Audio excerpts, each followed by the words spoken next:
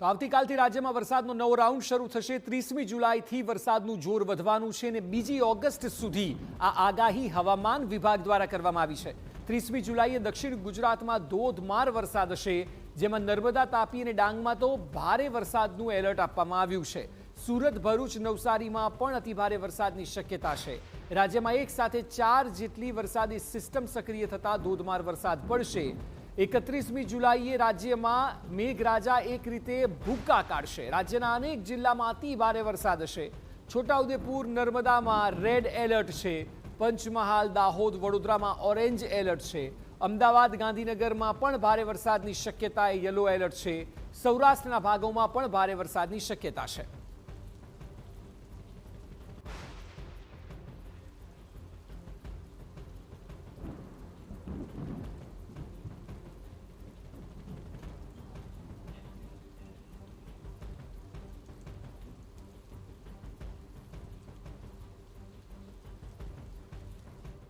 રાજ્યમાં વરસાદની આગાહી કઈ કરાઈ છે અને કેટલો વરસાદ વરસશે આપના જિલ્લામાં તે આપને બિગ વોલ પર બતાવીશું, જેથી કરીને આપ વધુ સારી રીતે સમજી શકો કે આપના ત્યાં કેટલો વરસાદ છે।